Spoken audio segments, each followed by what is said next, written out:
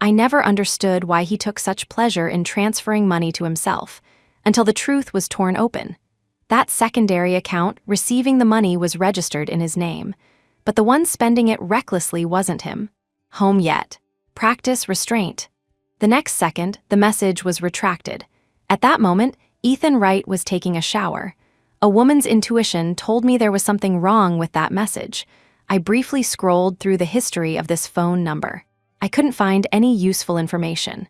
This was a work number he had applied for specifically 3 years ago. The contacts were all colleagues. If it weren't for that small line of text indicating a retracted message on the screen, I might have thought my eyes were playing tricks on me.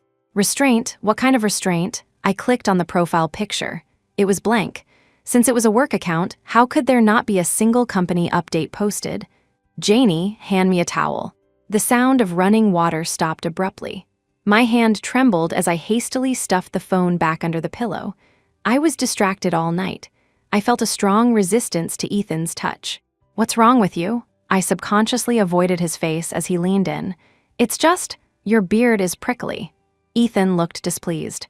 "I skipped a social engagement to come back and spend the holiday with you, and this is what you say to me?" Yes.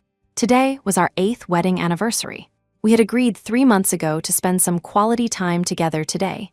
I had cooked dinner and put on the new lingerie I bought, but he didn't rush back until midnight. "I had an important client dinner. I really couldn't get away. I brought you a gift."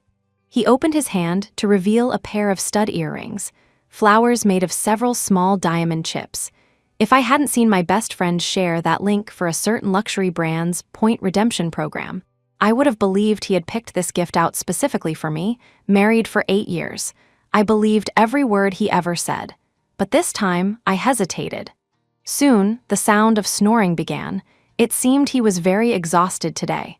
I picked up his phone again, attempting to unlock it. Incorrect passcode. My heart sank.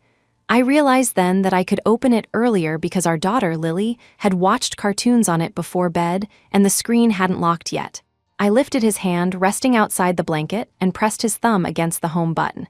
The screen unlocked. The chat interface was very clean. The contact list showed no issues either. Just as I was about to give up, some strange force guided my finger to slide toward that green payment icon. After clicking on the transaction bill, the world stood still before my eyes. On the screen, page after page of numbers stung my eyes. 500, 2,000, 5,000, 10,000. How long had this been going on? Dozens of pages with no end in sight. Just as my fingertips went numb, a different profile picture finally appeared. Transfer amount, 200. Recipient, wife. Cold liquid slid down my cheek. In a bill totaling hundreds of thousands, the amount for me was a lonely 200. No wonder Ethan had been sighing in front of me for the past 2 years, talking about how the company was struggling, how tight the accounts were. "You and the kid, we all have to tighten our belts." This became his catchphrase. So the household expenses were cut again and again. Lily's new dance shoes she couldn't bear to replace. The down jacket with sleeves a bit too short. Fish and shrimp that no longer appeared on the table. Countless canceled family trips. It turned out that every penny Lily and I scraped from between our teeth had all gone to fuel another woman's exquisite life. What a great love. My nose began to sting. He used that secondary account, registered by his own hand, to build an airtight wall for himself, drawing all the fire and risk onto himself. In this way, even if the sky fell, all I could sue for was my husband transferring assets to himself. And the person behind it didn't have to bear the scrutinizing gaze or accept moral condemnation. She didn't even need to have a name. The legal logic was impeccable. I didn't even qualify to apply for an investigation order against a mistress, because I had no evidence to prove that the person on the other end of the screen was someone else. A shiver ran down my spine. I looked up at this man I had loved for 8 years lying beside me. Everything he did was a protection I had never received. He truly loved her, but I could not let this stand. An adult's breakdown wouldn't leave me much time. Trembling, I screen recorded everything and sent the video to my phone. Then, I forwarded the contact card to Ethan's family group chat. Finally, I opened his banking app. I transferred $50,000 to my own account. Thankfully, the password hadn't changed. Yes, I wanted him to know. I found out. Early the next morning, my mother-in-law, Martha Wright, sent a question mark to the family group. "Who is this?" I quickly posted the transfer video. "Mom, didn't you want a grandson? Ethan found a surrogate. Everyone, help me see if the price is a bit high." The family group instantly fell silent. The next second, my phone rang. It was Ethan, who had just left the house. As soon as the call connected, his roar pierced my eardrum. "Jane Johnson, are you crazy? How dare you? No guilt, no apology, only condemnation. Return all the money to me, and I can pretend this never happened." He sneered on the other end. "It seems you haven't realized your position yet. Don't forget that you and your daughter still rely on me for support. If I cut off the supply, you're nothing. Huh. The reason a man is arrogant is that he thinks he holds all the cards. Who is she? You don't need to know. Take good care of your child. That's what you need to do right now. Don't cause trouble, and the title of Mrs. Wright is still yours." The call ended, and the screen reflected my mocking expression. "Mrs. Wright, do I need this 200 title?" The next second, I was kicked out of the family group by Ethan. The phone rang again. It was Martha. "Jane, if you dare talk nonsense again, I'll tear your mouth apart. You barren hen who can't birth a son, if you're useless, don't hold back my Wright family from continuing the bloodline." A buzzing sound filled my brain. That's right. My in-law's behavior depended entirely on my husband's attitude toward me, so I wasn't surprised at all by this humiliation. "Mom, in 2 years, Ethan transferred $1.8 million to that woman. A month ago, Uncle wanted to borrow $300,000 to buy a house, and Ethan said the company wasn't doing well and had no money. A week ago, you wanted to buy some goat milk powder, and he said you were brainwashed by a pyramid scheme and had gone senile." The other end of the phone suddenly went silent. "I sent you the bill because I wanted you to see clearly whether the woman he's keeping outside with $1.8 million is worth it. But what if she's just a gold digger or a washed-up mistress? Then the Wright family would really become the suckers paying for her retirement." Long silence. I knew the seed of doubt had been planted in her heart. Martha was already 60, at an age where thinking starts to regress. Sowing discord was the only move I had left. Now I had to find a helper, otherwise I had no chance of winning. After hanging up, I transferred $1,500 to Martha. "Mom, money is tight for me. Use this to buy milk powder first. When I get that $8 million back, I'll cover your goat milk powder for the rest of your life." She had a good pension and collected rent. She didn't lack money at all. But for that group of old ladies, the competition was never about how much they had, but how much their children gave them. Soon, she accepted it. She didn't speak. I looked at the screen and gently exhaled a breath of stale air. In the war of marriage, there are no permanent enemies, only permanent interests. Sad, perhaps. But getting what I deserve is more important than holding onto hollow dignity. As expected, after I was kicked out of the group chat, the relatives exploded. Soon, Aunt Patricia's private chat window popped up. "Janie, that thing you sent to the group? What is that?" I replied quickly. "Aunt Pat, Ethan has been scammed. I want to ask everyone to help persuade him to get it back. That's $1.8 million. On the other end, typing, continued for a long time. "You mean Ethan has money? He just deliberately didn't want to lend it to us." I looked at the screen and curled the corners of my mouth slightly. The shark smelled blood. The rest, she would verify herself. Ethan's father passed away early. In those years, his uncle helped him a lot, and Aunt Patricia really treated him like half a son. I picked up my phone and transferred the last $6,000 in my card to her. "Aunt Pat, this is all I have left. You use it for emergencies first. When I get the money back from that woman, I will definitely make up the remaining $260,000 for you. Consider it. Thanks for everything you and Uncle have done for Ethan over the years." Pressing the send button, I knew the fire was lit. For Martha, a grandson to carry on the family name might be important. But for Aunt Patricia, who wasn't directly related by blood, the cash securely in hand was the truth.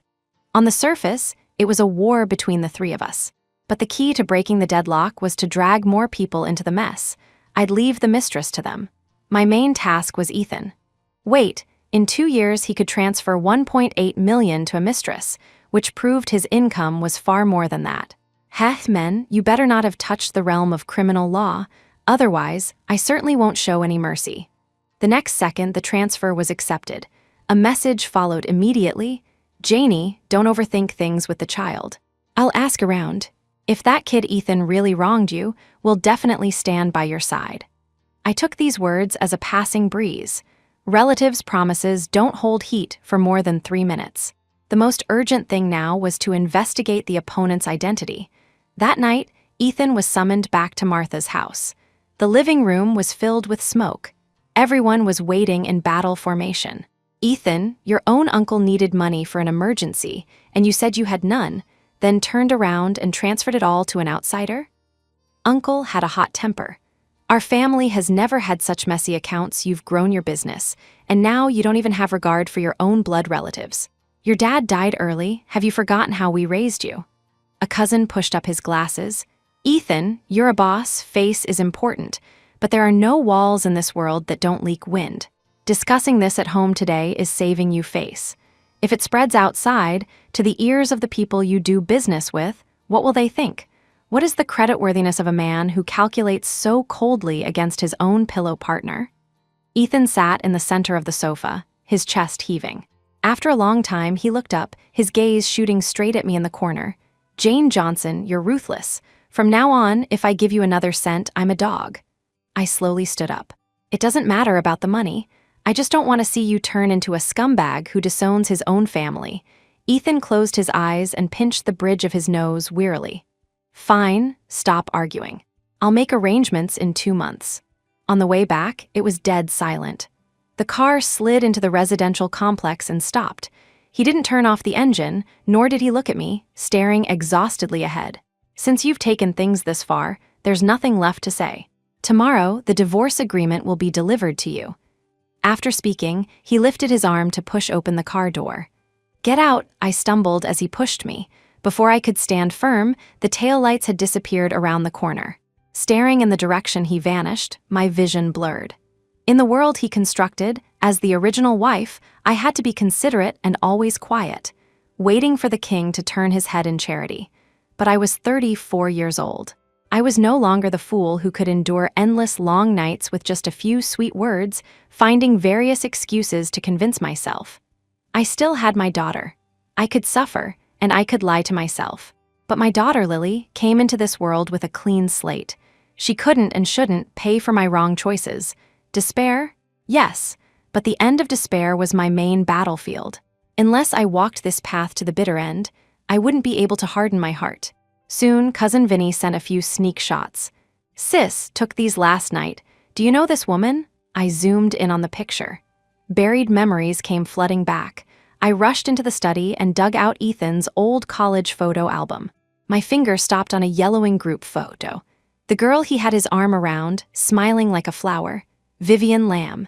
His white moonlight, his college sweetheart.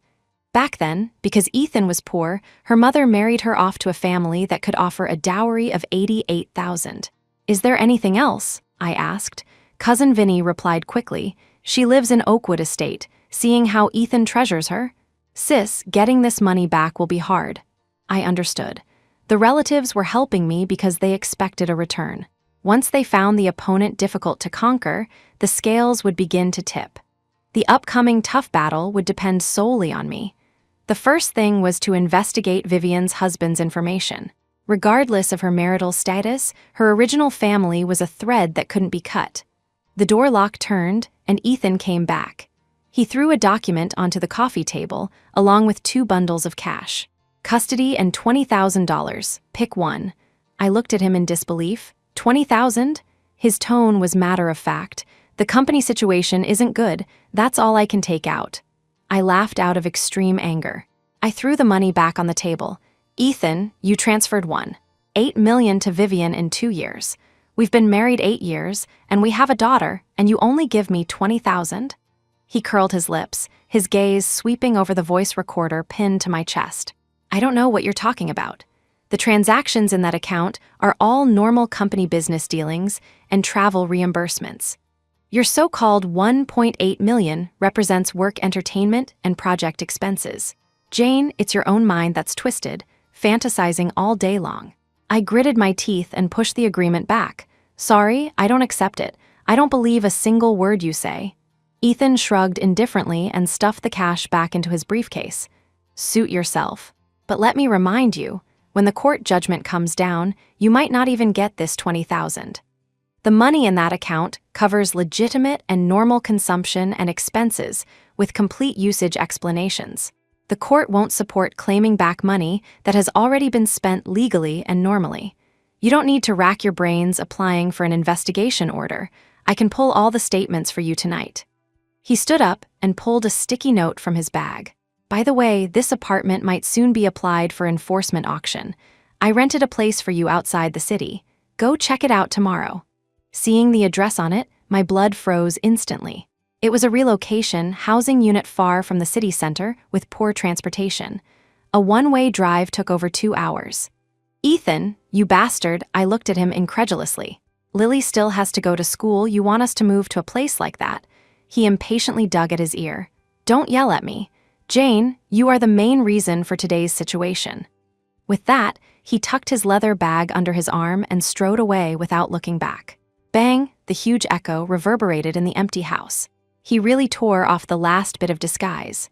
I slumped onto the sofa, trembling all over. Is this the truest, most naked face of a man after he stops loving you? I was the one who married him. I was the one who chose him. I had a responsibility for getting to where we were today. You want me to leave? Fine. But everything Lily and I deserve, I must get back, every single penny. The next day, I sent Lily back to my parents' house. There was still a month before school started. All my energy had to be used to deal with the upcoming storm. After settling Lily, I took a bus to the house Ethan rented for me. The location was remote, the complex dilapidated. Living here, let alone going to school, even basic living would be a problem. I held that flimsy contract, my hands shaking. I wouldn't live in this place for a single day, but every penny was very important to me right now. I quickly sublet the apartment at half price. Soon, my phone vibrated and $800 arrived. This $800 would be the final chip for my counterattack from desperation. Then, I went to Oakwood Estate. I wanted to see with my own eyes what kind of life that 1.8 million woman was living. Renting a place in this complex with $800 was a pipe dream. But if I wanted to get in, there were other ways. Soon, I became a cleaner for the property management under the pretext of applying for a job. The contract was temporary, with no insurance. The uniform was a baggy blue smock. My area was Building 7. The lobby, corridors, fire escapes, elevators, and garbage collection points were my battlefield. In the evening, Ethan returned. I stood in the shadows, aiming my camera at the two of them. In the park, Ethan held Vivian tightly with one hand and steadily supported that girl with the other. That saying is so true. A father's love for his child is an extension of his feelings for the mother. When he loves you, even your child is like a treasure held in the palm of his hand. But when he doesn't love you, the once treasured jewel becomes an obstacle in his eyes. I thought my heart was already hard as iron. Seeing the scene before me, a sourness still surged in my nose. Lily was so young. She had lost the qualification to be cherished by her father without understanding anything. How could I not hate? Next, I began to systematically collect evidence. Ethan usually came back around 7:30 p.m. and drove directly into the underground garage. Soon after, he would go downstairs with Vivian and her daughter to walk and chat in the complex grounds. From the garbage bag taken from room 1602, I saw empty wine bottles, crumpled packaging of expensive skincare products, and used contraceptives. There was also a discarded toy gift box. How long had it been since my daughter received a toy from her dad? The memory was already blurred. Soon, the feedback on investigating Vivian's husband came back. The two had agreed to divorce 2 years ago because her ex-husband went bankrupt. Then, to continue maintaining her lavish lifestyle, she found Ethan again. Subsequently, I sent him a package. First, photos of the family of 3 walking. Second, intimate photos from their college days. Third, detailed information about Ethan, including his full company name, position, license plate number, and specific apartment number in Oakwood. Mr. Miller, a possibility you may never have thought of. Could those assets you thought disappeared have been quietly transferred in ways you couldn't see? If you need an investigation, I am willing to lend you a hand. Soon, Vivian's ex-husband contacted me. Seeing him really surprised me. Decadent, slovenly. Calculated by age, he should be less than 40. He looked like an old man scavenging for trash. The man looked me up and down. I came not to talk cooperation with you. This house is the last clean place I circled for the mother and daughter before I fell. I accept what happened in the past. I can't help you, and I won't help you. The only thing I worry about now is my daughter's future path, hoping it can be slightly smoother. I looked at him in surprise. Have you never thought about the possibility that the two of them might have already? Yes, but it's no longer important. He narrowed his eyes slightly. How Vivian chooses, who she lives with, I can't control, and I have no right to control. But I will never allow you to disturb the lives of the mother and daughter. This is the first and last time I warn you to stay away from my wife and child. I looked at him, tears slowly sliding down my cheeks. Ethan's face floated uncontrollably in my mind. Also a father. One used his last strength to push his wife and daughter to shore when capsizing. One, when the sea was calm, only wanted to push his wife off the boat to make room for a new love. I'm not afraid of hardship, nor am I afraid of starting over. But I'm afraid that the sincere heart I offered, enduring every long night, eventually just made a wedding dress for another woman. I nodded, stood up, and strode away.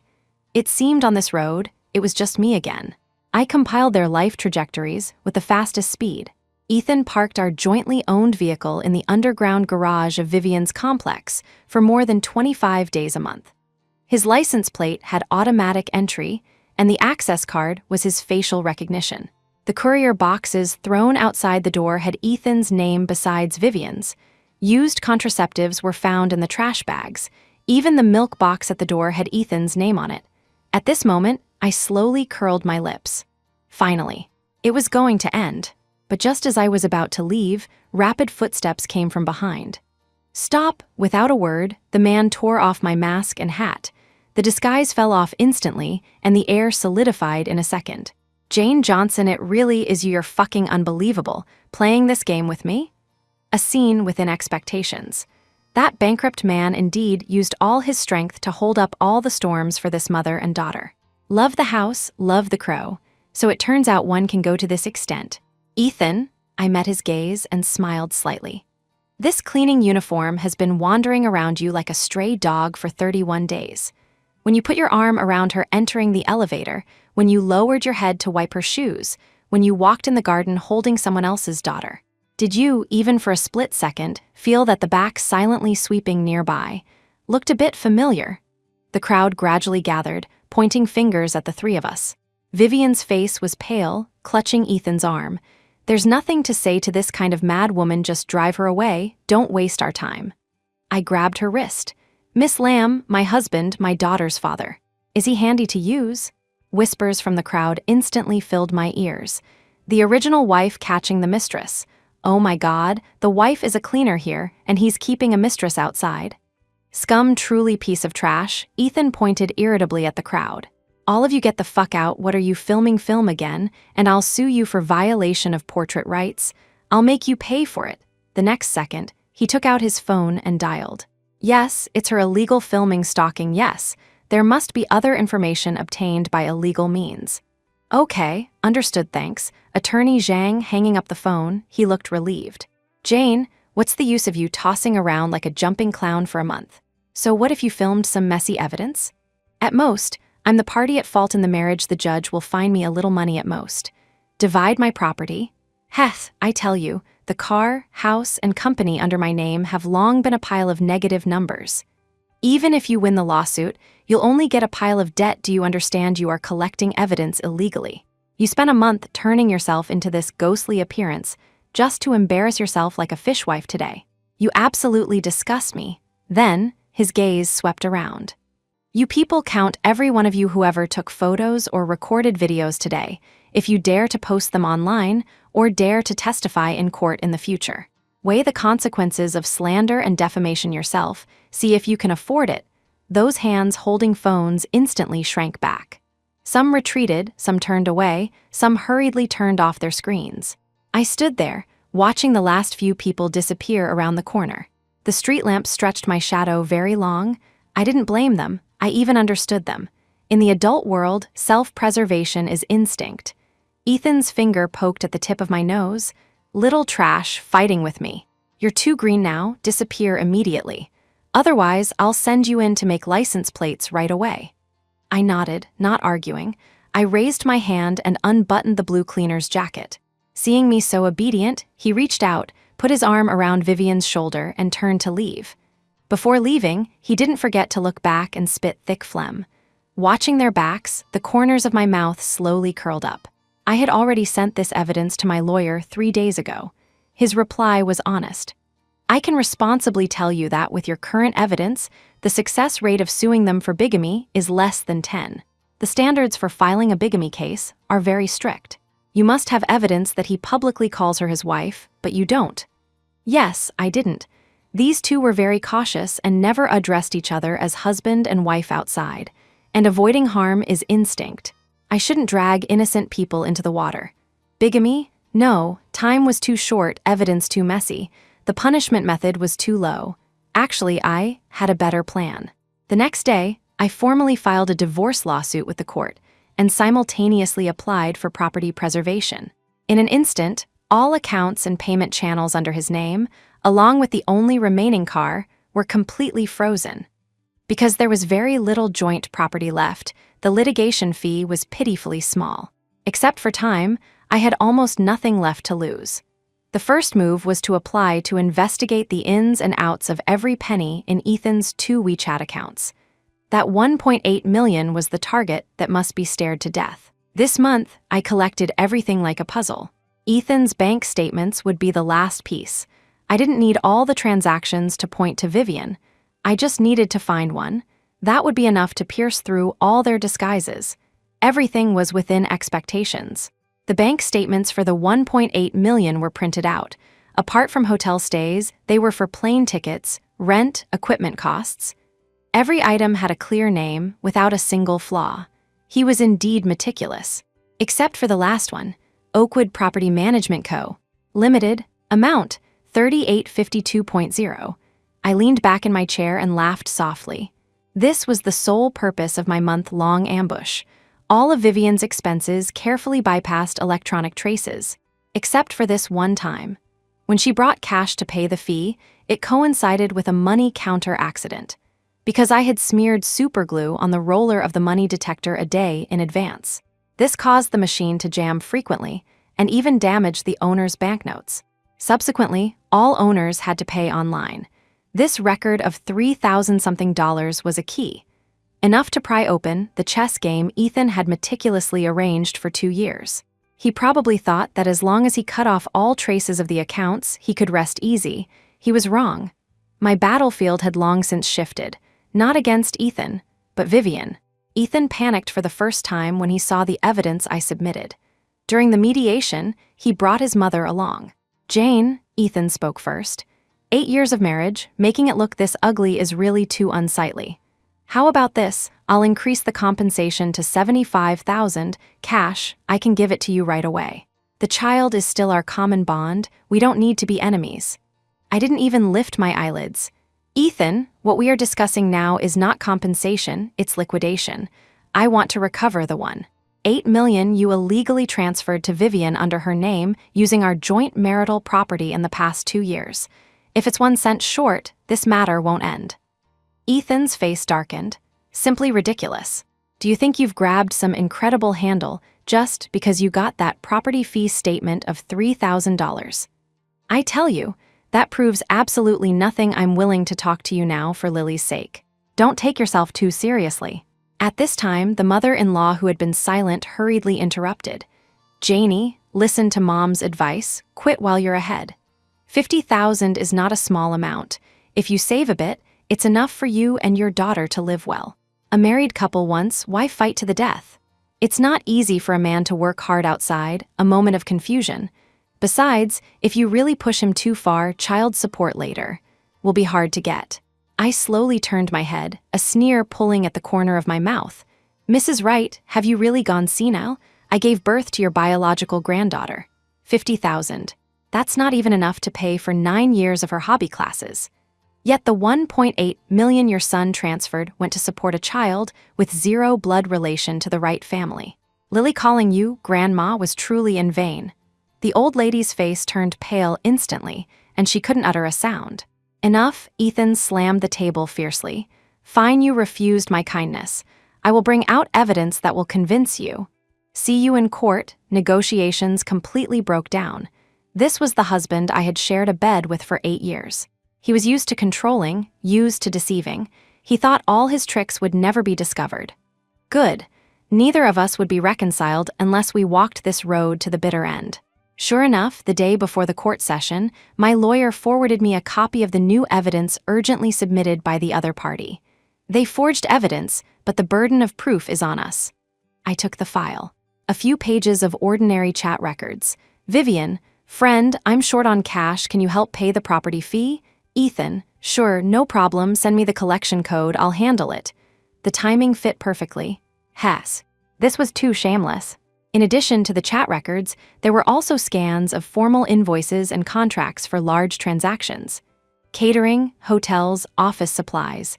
The items were clear and the seals were complete. In everyone's eyes, this was almost ironclad evidence.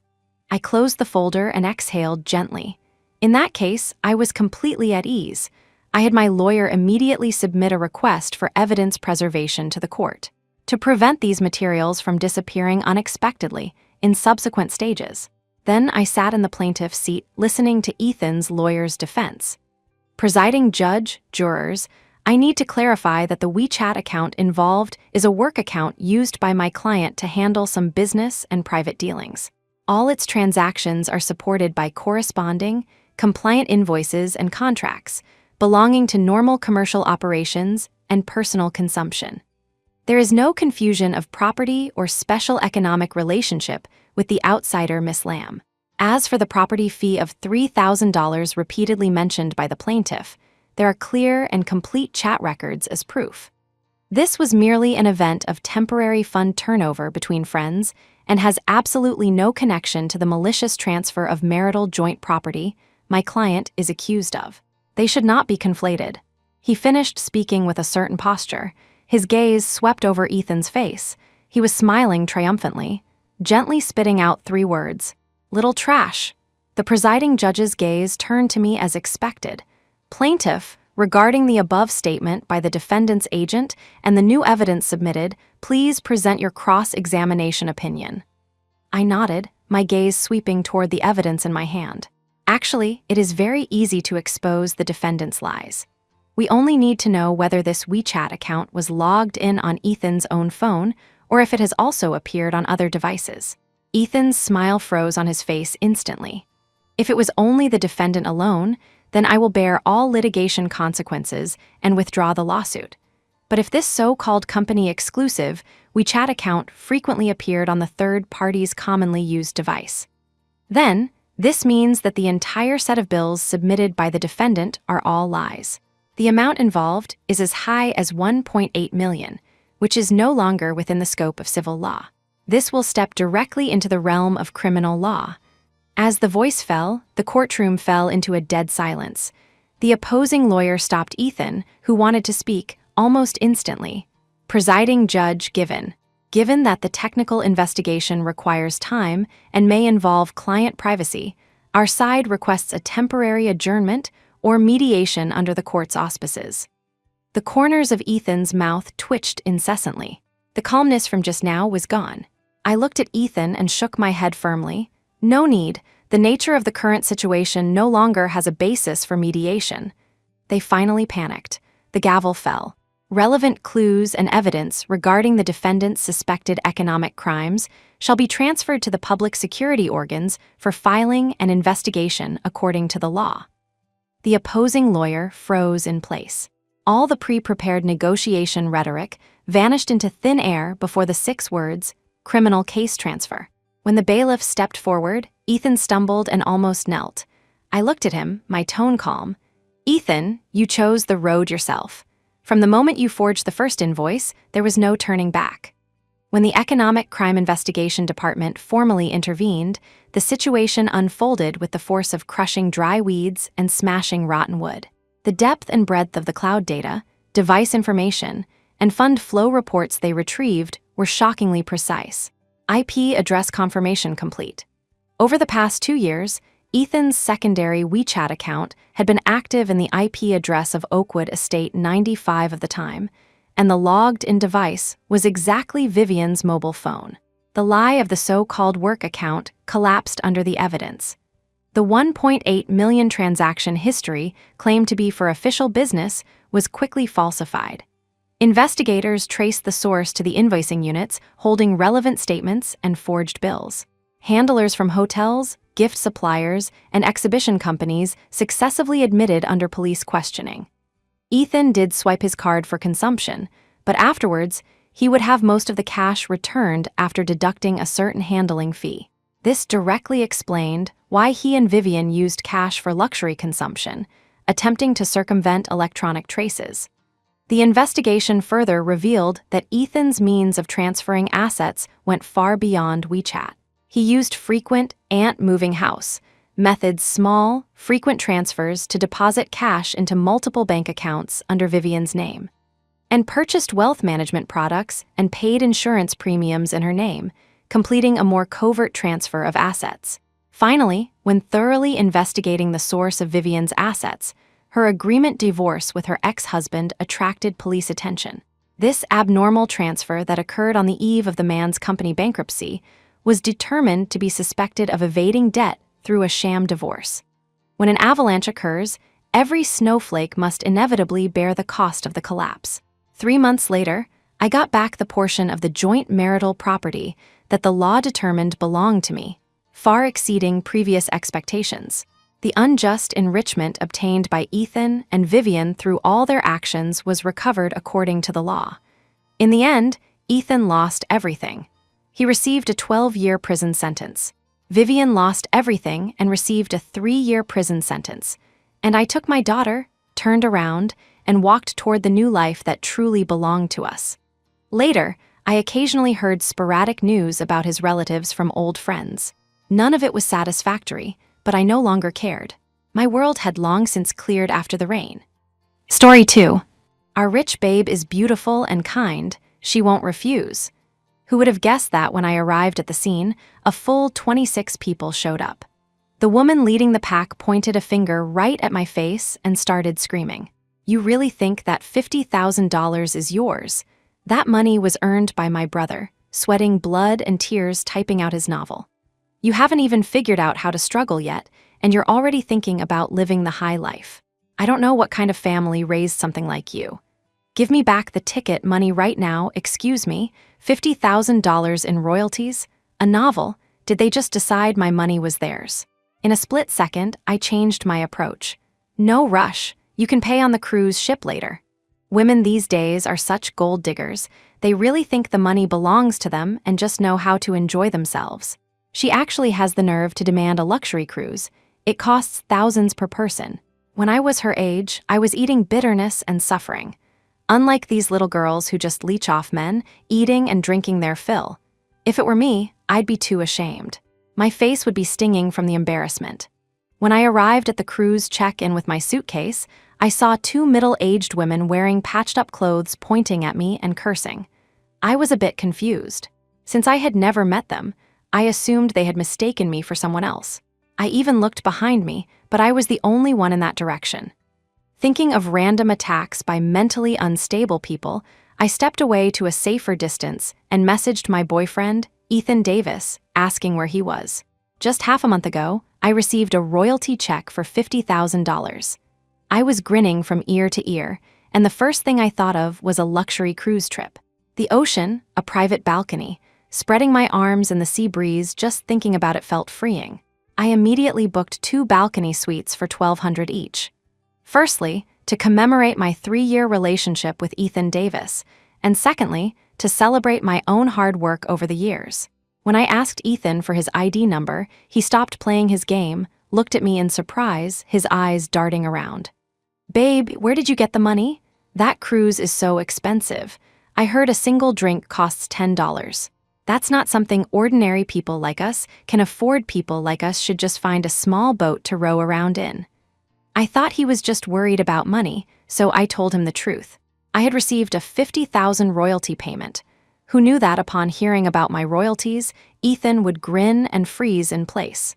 The next second, He narrowed his eyes and hugged me happily. "Oh my God, my baby is a little money tree, you're so amazing. Please keep me as your sugar baby." I blushed at his teasing. Ethan held me in his arms. "Babe, since you're a rich little lady now, can I discuss something with you?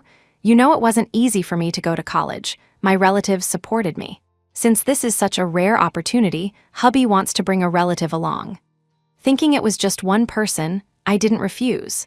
But I never expected that when Ethan finally appeared, I would be the one dumbfounded. The two women in patched clothes cursing at me were indeed referring to me. They were Ethan's eldest sister, Bertha Davis, and his second sister, Sarah Davis. And right now, Ethan was dragging them, along with a whole string of people, towards me. Old and young, a total of 26 people. My breath caught in my throat. I was completely flabbergasted. This is what my boyfriend meant by bringing a relative. For a moment, I felt irritable and uneasy. My frown deepened. Originally, I was making excuses for him, thinking they were just worried about Ethan and tagged along to see him off. Until he hung his head, walked over, grabbed my hand, and sighed. "Babe, you're a rich little lady now. Why do you care about this? Let me introduce you. These are all our relatives. Our 4 sisters and brothers-in-law, plus 12 nieces and nephews, Uncle Barnaby and Auntie, my maternal uncle and aunt, and 6 elders including granduncle and grandaunt. The weather is so nice right now. It's good to let them see the world so they haven't lived in vain." My head was buzzing as I listened. I suppressed the urge to grimace, looking at him in shock, almost forgetting to breathe. I never imagined he would turn this trip into a tour group. I prefer quiet, and he knew that. Ethan pulled a long face, looking aggrieved, and spoke slowly. "Babe, they've never been on a large cruise ship or traveled before. You know it wasn't easy for them to support my education. Babe, you're a little money tree. You won't mind these things, right?" I held my suitcase, suppressing the anger in my heart. "Fine, I'll just pretend Ethan brought a tour group." Along the way, the 12 nephews and nieces chattered non-stop. A few adults kicked things around, and the 6 elderly people trailed behind. But after ticket verification, I was stunned. His third sister, Tanya Davis, stood with her hands on her hips, reaching out to demand the ticket money from me. "What are you staring at? Didn't we agree that you'd give me the money after verification?" I looked at Ethan questioningly. "What money?" Ethan pulled me close and whispered, "Babe, you know my family's situation. The cheapest ticket for this ship is $600. How could we afford that? We had to use credit cards. So you want to pay for this?" "Babe, you're paying. You have $50,000. Why do you care about this little amount?" I was completely confused and dumbfounded. Only then did I realize that all 26 people had bought tickets on credit. I looked shocked. Ethan tugged at me pitifully, tear tracks on his face. "Babe, I knew you were the best. Just transfer the money to them. It's not that much. Worst case, we spend it and earn it back." Tanya's husband yanked him back, his tone impatient. "Why are you begging her to spend your own money? A grown man listening to a woman? Spend it however you want." I looked at him suspiciously. Who knew that in the next second, Tanya would push me to the ground, her eyes wide and glaring. "Didn't you hear what my brother said? Hand over the 50 grand. You have no sense at all. I don't know who would want someone like you." I endured the pain and climbed up from the ground. Seeing Ethan afraid to speak, I understood everything. $50,000. I doubt he could even pull 50 out of his pocket. He was claiming my royalty money as his own. I just found it hilarious. What exactly was Ethan thinking?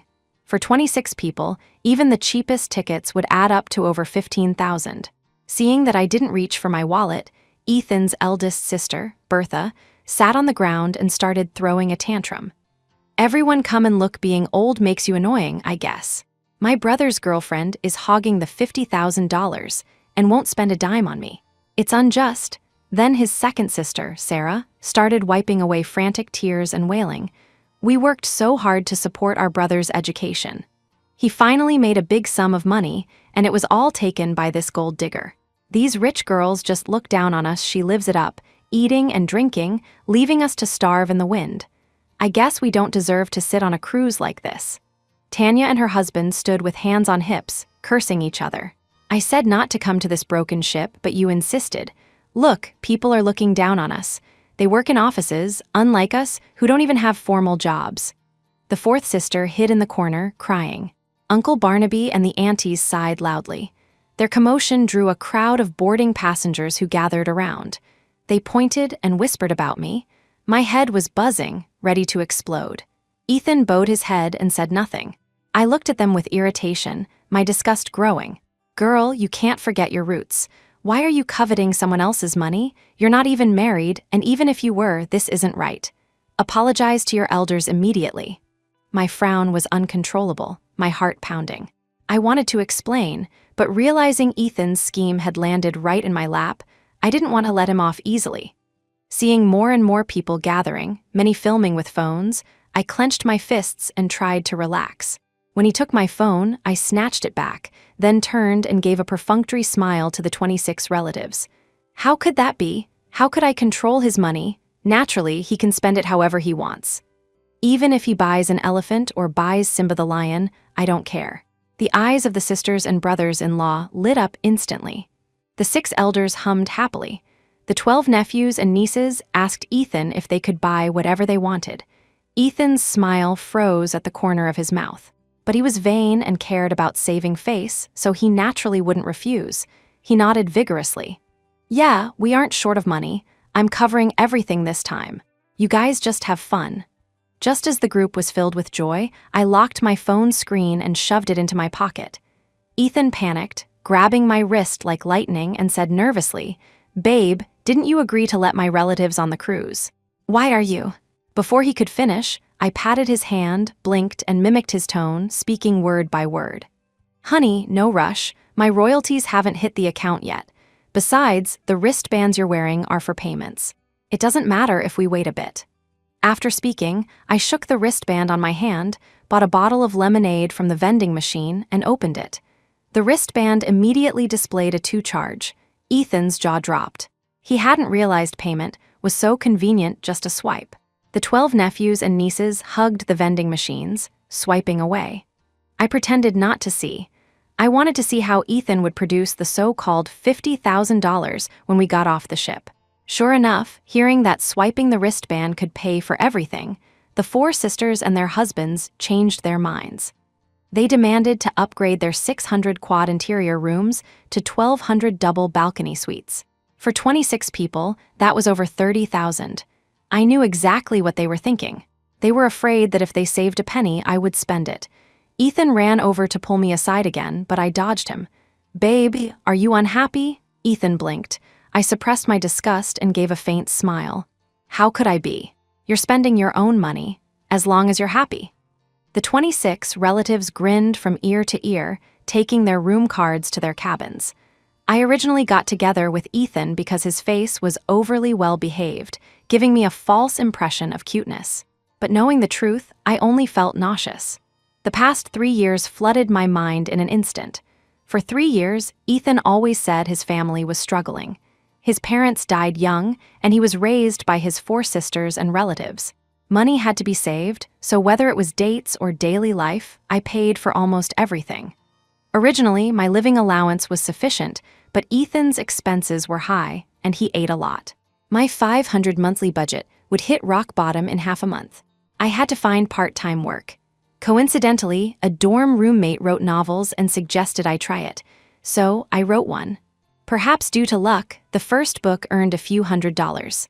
Seeing I had money, Ethan simply handed over all responsibility for food, clothing, housing, and transportation to me.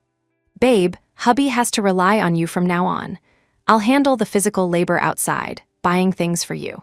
You just handle the internal affairs and pay. Hubby wants to spoil his rich baby forever. My little money tree, you have to explode with more gold coins to give hubby motivation. Unknowingly, I took on all of Ethan's expenses. I even bought the underwear he was wearing.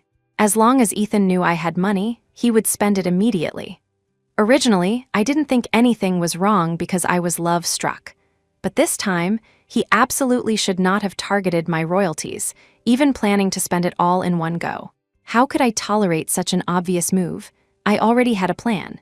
Right now, looking at the group of relatives shopping frantically, I was looking forward to the moment they got off the ship. At noon, the cruise dining areas opened, and the 4 sisters and brothers-in-law came knocking. Seeing I was also in the room, the 4th sister waved her hand and called Ethan out. "Brother, I heard there's a restaurant on this ship that's really hard to book. Let's go taste it. It's 300 per person. A rare opportunity." They spoke sneakily, afraid I would find out. I had done my research earlier. There was a free buffet on Deck 7. You could easily get your money's worth just on the seafood feast and steaks. And those paid restaurants, to put it bluntly, were for the wealthy. Every single one was hundreds or thousands of dollars. Back then, Ethan praised me for being sensible and knowing how to save money. But now, he frowned, looking disgusted. "Babe, you're a rich little lady it's rare to get on a cruise. How can we eat such poor quality stuff? If we eat, we should eat the best you can find ordinary food anywhere. Are you unwilling to spend money on my relatives?" I just smiled and said nothing. Ethan probably forgot the times he picked at other people's leftovers in the cafeteria just to get a pair of sneakers. Back then, he said being able to eat a buffet meal was pure happiness. I applied a face mask and didn't interrupt. "Babe, since you don't want to go, we won't force you. But I'm taking my sisters and brothers-in-law. After all, they've had it hard. Now that I have money, I must repay them. Without them, there wouldn't be your amazing husband." I sneered coldly. I watched them walk toward the restaurant where the average cost started at 300. At the entrance, the waiter tried to stop them, and Bertha's husband spat right at him. "Pa, snobbish thing. Are we the kind of people who can't afford to eat? A 300 buffet is nothing to us." The waiter looked at them aggrievedly. "Sir, ma'am, this establishment starts at 300 per person." Tanya gasped and got angry. "Scammers, absolutely scammers. I don't see anything good in here. You dare ask for so much for these broken fish and rotten shrimp?" "Exactly. Even if you paid me 100 to eat this stuff, I wouldn't want it." The fourth brother-in-law shook his head. Ethan felt awkward. Seeing the strange looks from the waiter and other guests, he frowned and pushed his 4 sisters and brothers-in-law inside. "Sisters, brothers-in-law, we aren't short of money. Even after tickets, there's still over 10 grand left. We rarely come out. How can we miss such a good opportunity?" They nodded enthusiastically. Once the food was served, before the plates even touched the table, Bertha's husband snatched them away, smacking his lips loudly as he ate. Sarah's husband mimicked him, picking his teeth while eating. Tanya and her husband took one bite of everything. The fourth sister was on a diet and just smelled the food. In a short while, the pristine white tablecloth was piled high with shells of all sizes. When Ethan settled the bill, it was over 8,000. His hand trembled as he held his wristband. Bertha's husband glanced at him, raising an eyebrow. "Little brother, surely you aren't reluctant to pay, or is your royalty money with that woman? If you ask me, you're finished. A man without money in his own hands, what does that look like? How could that be? Money can't be left in a woman's hands. She'll squander it sooner or later." Ethan smiled stiffly. He had thought it was expensive, but praised by his sisters and brothers-in-law, he paid readily. It wasn't until he returned to the cabin that he looked at me guiltily, saying nothing for a long time. Just as he was preparing to speak, I walked directly into the bathroom. I planned to stall for a while. I threw a bath bomb into the tub and took a bath. Face mask, body lotion, I didn't skip a step. While I was taking my time, Ethan acted like nothing was wrong, leisurely playing games. Sure enough, when the trouble isn't on him, he doesn't panic at all. I dried my hair and slowly opened the door. When Ethan came back to attention, he looked listless. He hugged me, gripping my wrist until it hurt. "Babe, I messaged you just now. Why didn't you reply? My sisters, they missed you." I stepped back in disgust, took a new SIM card from the table, and spoke slowly. "Honey, you forgot? I haven't installed the data card yet. At sea, we need this card to get reception." Ethan realized belatedly and grinned. "That explains it. I was saying, how could my babe ignore me? Babe, I want to discuss something with you." I installed the card while waiting for his answer. "Babe, my sisters might have spent a bit too much. If worse comes to worst, we can ask Dad for a bit more. This is a perfect chance for you to make a good impression and show them how great my babe is." Ethan's calculations were practically written on his face. Once, I was blinded by his face and didn't see his intentions at all. I ate the small cake delivered by room service and pursed my lips. "Honey, buy whatever you want, you don't need to tell me." After speaking, I almost threw up, but Ethan's eyes lit up. I was about to leave, and Ethan followed closely. I knew exactly what his little scheme was, but I pretended not to notice. I played on my Switch on the deck for a while, watched a show, then got a spa treatment, watched a performance, and even tried the skydiving simulator. I ate and played, and Ethan gorged on meat alongside me. Seeing me stand up, he dropped the cocktail he hadn't finished and ran over. He followed me for a few minutes until he realized I was going to the duty-free shop. Seeing that I was also swiping my wristband, he finally relaxed completely. He went off on his own. Watching Ethan's retreating figure, I knew it was time to close the net. I wasn't going to be the sucker here. Approaching late afternoon, Ethan came back to change clothes. His drooping eyes instantly cleared when he saw me. He stared at the suitcase in my hand, getting agitated. "Babe, what are you doing? Are you planning to get off the ship? You can't leave. Hubby can't bear to part with you." He grabbed me tightly, terrified I would leave. I softened my tone, mimicking his manner. "Honey, you forgot the cruise stops in a foreign country for 10 minutes. I just want to buy more cosmetics. Taking a suitcase is so much more convenient." Ethan then remembered that passengers could disembark twice during the cruise. Ethan opened his mouth, looking at me hesitantly. "Babe, I spent so much. Is it really okay? Aren't you going to scold me?" I adjusted my backpack and touched Ethan's face. "Honey, why don't you trust me? My heart hurts." Ethan quickly grabbed my hand and blew on it. I suppressed my nausea and didn't pull away. After disembarking, Ethan followed me closely, afraid his ATM would disappear. But the nephews and nieces wouldn't have it. Some walked a few steps and squatted down to throw tantrums. Others wanted to see Ultraman or buy snacks. Ethan couldn't be in two places at once. While he was running around in circles, I grabbed my suitcase, ran as fast as I could, and ducked into an alleyway. Laughable, Ethan. Did you really think I was going to continue being your sucker? My royalties, he won't spend a single cent of them. Under Ethan's empty promises, whatever the relatives took a fancy to, he simply swiped his wristband. He was immersed in the world of the wealthy. Naturally, he didn't notice I hadn't returned. It wasn't until early the next morning when I woke up in a guest house that I immediately opened the surveillance feed. Back when we were filming relationship vlogs, Ethan and I wore mini cameras. Right now, I opened my phone. As soon as I turned up the volume, I heard them bickering. The 4 sisters and brothers-in-law wanted to go to the water park, but the kids insisted on eating the buffet. Ethan had to brace himself and take on the task. After arriving at the buffet restaurant, the eldest nephew, Jimmy, and the second nephew took a running start and fly-kicked the glass door. Ethan pretended not to see and kept walking. In his view, worst case, he'd pay some money. There was nothing money couldn't solve. Before Ethan could take a single bite, Jimmy ran straight to the lamb chops, picked up a whole tray, and spat tooey into it.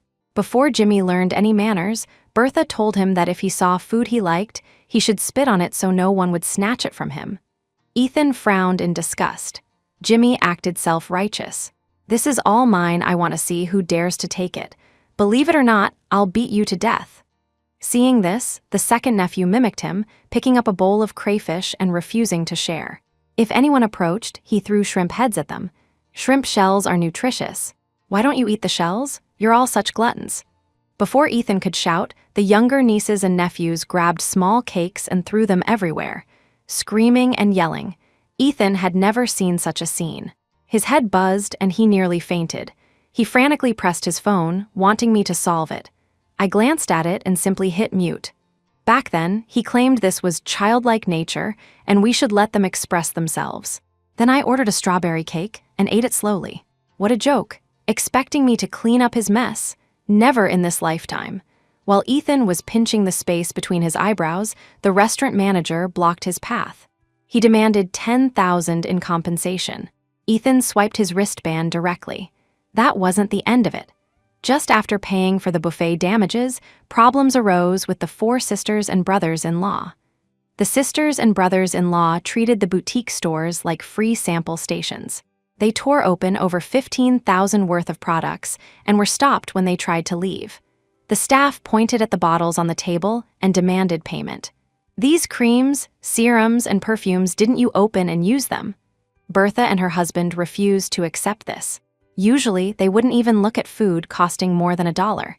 This was asking for their lives. They were so angry they spat everywhere. "Your cruise ship is a scam. You think we're easy to bully, don't you? Who sells stuff this expensive? Back home, vanishing cream is 3 for $10. This is purely cheating old people. Sarah and her husband rolled on the floor. The others lay on the ground, rolling their eyes back. Seeing the stack of bills, Ethan waved his hand indifferently. Sis, our family isn't poor. Buy whatever you want. Use these big brands for bathing or rubbing anywhere. Your brother has money.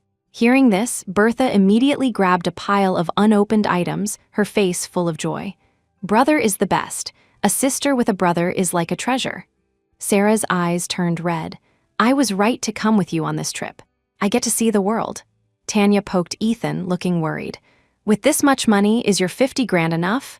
Ethan, overly flattered, nodded without thinking. Sis, it's not like I don't earn money. What's 50 grand? Buy whatever you want. You raised me when I was small. Of course, I have to support you when you're old. Ethan grinned and swiped his wristband happily again. Next, the staff called Ethan to the second floor bar. Ethan thought it was something major, but it was just Uncle Barnaby shouting for drinks and smashing several bottles of fine wine. When Ethan arrived, Uncle Barnaby picked up a bottle of red wine and threw it down. Uncle Barnaby hugged him, whining and complaining. Grandson, I'm your ancestor. What's wrong with ordering some wine? Hick. You're a rich man. You get a 20,000 bonus just like that. You don't lack this. I know. Hick. You just look down on me, right?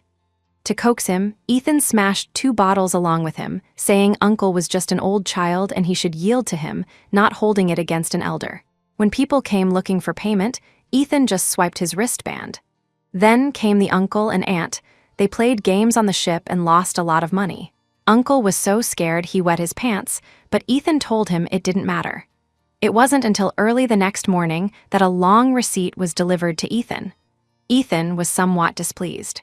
He had ordered a 5-star breakfast, but instead, he got a pile of useless printed paper. Only when someone reminded him did he open it. He fell to the ground instantly. The consumption plus damages amounted to a staggering $120,000.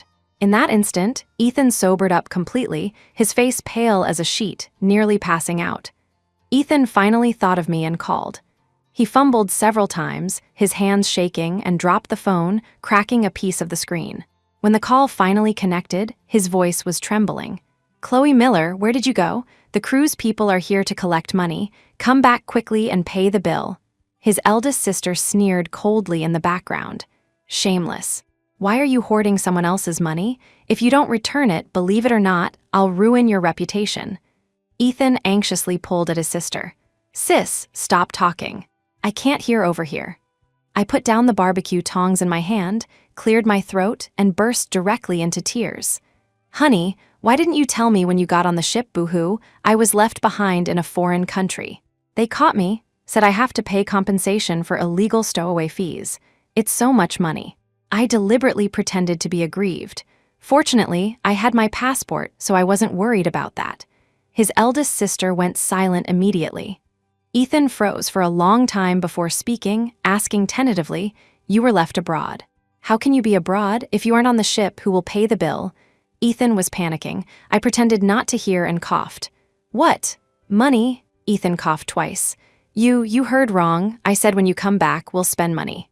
I continued to cry. At least you're still on the ship. I'm in a foreign country with a language barrier. How about you send me some money first to pay the fees so I can return to the country? Ethan dropped the act. Why should I pay for your problems? I feigned tears, sniffling. Ethan Davis, are you even human? We're breaking up. After speaking, I deleted, blocked, and canceled the SIM card the whole package. When the 5-day, 4-night cruise ended, Ethan's face was covered in stubble, and he looked 10 years older. He hadn't done a single activity he wanted to do. Just as the group was preparing to leave, Ethan pushed the kids toward strangers to try and blend them out, while the sisters and brothers-in-law bundled up tightly. They knew perfectly well that without me, they couldn't even cough up $1,000. But they didn't know their sneaky behavior had long been monitored, waiting for them to disembark and pay. No matter how deep they hid, they were found.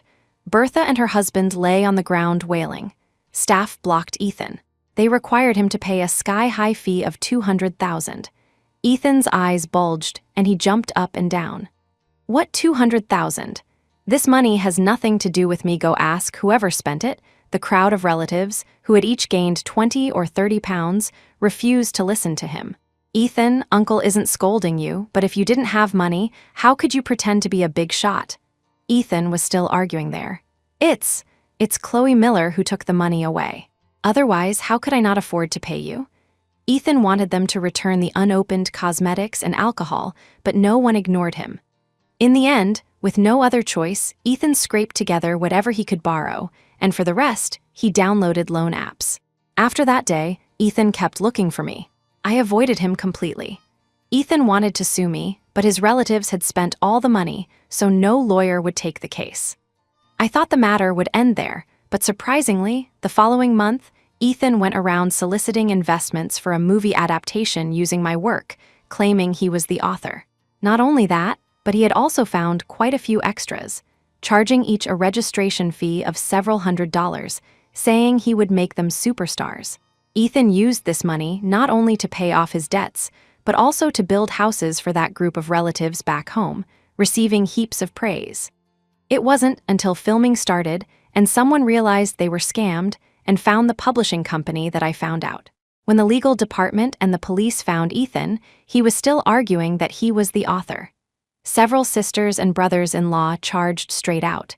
"Where did you things come from? If you come any closer, I'll sue you for trespassing." "What do you mean scamming? My brother is the original author. So what if he collects some acting fees?" "Who says acting can't pay the author?" "Exactly, some people just have sour grapes and really think the money is theirs." I stared at Ethan and sneered. "You tell them, what exactly is going on?" Ethan blinked and frowned. "Chloe, you can't be like this. Even if you were once my most beloved babe, you can't claim my work as yours." I typed that out on keyboard after keyboard, day and night. I was so angry I laughed at Ethan's appearance and slapped him right across the face. I didn't expect that even at this moment, he was still thinking about his face. Back when I stayed up late typing, Ethan said he was afraid I'd be bored and would chat to keep me company. But after just a few times, his perfunctory voice came from the phone, so I hung up and wrote by myself. I would just occasionally tell him I broke a keyboard or bought something. I would even discuss the plot with him. But Ethan only cared about playing. How could he listen so carefully? Sure enough, when asked about the plot, Ethan stammered and couldn't answer a single word. How can I remember so clearly? I forget as soon as I finish writing." He grabbed his hair, his eyes panicked. Instead, the sisters continued to heckle. "It's just a few tens of thousands of words. Our Ethan can write that in a day. We must humiliate a certain gold digger and let her know other people's money isn't so easy to spend." Ethan lowered his head and told his sister to shut up. "Fine, stop talking." His third sister, Tanya, exploded. She pointed at Ethan and cursed, Good, you just know how to give money to others to spend. Now you only think of her, forgetting when we gave you all the good things and supported you." The other sisters also started making a scene. Ethan had no choice but to pick up the keyboard and open a document. But minutes passed, and Ethan didn't type a single word, making the excuse that he had no inspiration. Laughable. Ethan, a man who couldn't even scrape together an 800-word essay, deluded himself into thinking he could write millions of words. Sure enough, under the praise of the crowd of relatives, Ethan's face grew paler and paler. He typed 10 words and deleted 9. Now, the onlookers understood everything. Ethan couldn't write it at all. Tanya realized instantly. Covering her face, she went up and slapped him. "So, you've been lying to us all along? How could you do this? If you have money, live a rich life. If you don't, live a hard life. How can a grown man covet a girl's money?" Bertha and Sarah didn't agree. "Third sister, why are you hitting Ethan? Why isn't this money Ethan's? They are going to get married someday. How can a girl keep money in her hands?" Tanya stormed off in anger. Because this matter caused a huge stir. Coupled with the news spreading widely about Ethan trying to make me pay on the cruise, all of Ethan's relatives back home found out. Except for Tanya and her husband, who went to work out of town, the rest couldn't lift their heads. Those who lost face, those who divorced. They even kicked Ethan out. And because of the huge scandal, Ethan couldn't find a job at all and could only work odd jobs. Plus, he was chased for debt by relatives in various ways. The following year, I sold another novel. When I heard news of these relatives again, it was a year later. Ethan's eldest and second sisters had long divorced. The fourth sister ran off with a rich man, while the uncle and others accustomed to luxurious living spent their coffin money. As for those children, they were still mischievous. And Ethan, unable to bear the pressure of debt repayment, jumped into the ocean late one night. Ethan's epilogue 7 years away from home, the question relatives asked most was, "Is the job good? How high is the salary? You must help us in the future." I looked at the pay stub for a few $1,000s in front of me and felt instantly lost. This number after rent, utilities, and even transport, I'd be lucky not to be in the red for the month. Where was the surplus? Until that day, Bertha suddenly told me that Auntie Fang next door went on a vacation on a small cruise ship and came back showing off a lot of photos. She was so envious, she wanted to go too. Auntie Fang had stolen Bertha's boyfriend back in the day, so this had always been a sore point. In that moment, my brain heated up, and I said no problem. If we go on a luxury cruise. It can't be too shabby. Bertha grinned from ear to ear. My Ethan is amazing. It wasn't in vain that your sisters supported your education. Sister can finally enjoy life. After hanging up the phone, I looked at the website prices. The lowest ticket was actually $600. How was that possible? How could a cruise be so expensive? It's a boat, not gold. While I didn't know what to do, my girlfriend asked me for my ID. She said she bought double balcony suites for $1,200. I knew she wrote novels, but aside from peanuts, what could she do? Until she said the royalties were $50,000. The words, "little money tree," immediately appeared before my eyes. With this money in this lifetime, why work? It's time to enjoy. So I told her I wanted to bring a relative. Originally, I only wanted to bring my 4 sisters. Who knew? Bertha spread the word fast. In a short while, all 4 sisters and brothers-in-law knew. Everyone asked me expectantly if they could come along. When I was in school, every one of them had spent effort on me. I couldn't refuse, so I had to agree. Anyway, 1 relative is a relative, 4 or 5 relatives are also relatives. I nodded directly. They raised me. It wasn't easy, I should repay them.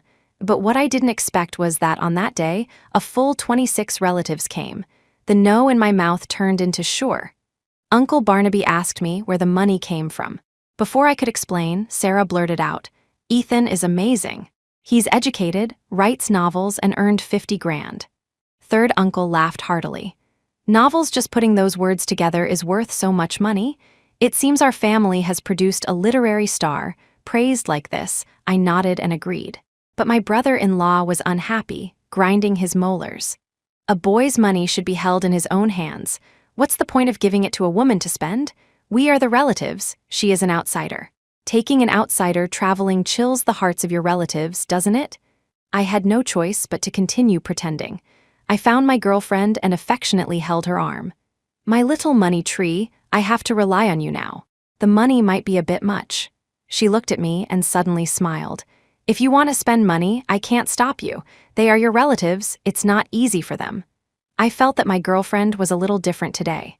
Without time to think much, the relatives urged me to pay. Next, I planned to use my $50,000 to take my relatives on a spending spree on the cruise. After all, raising me wasn't easy. I couldn't disappoint them.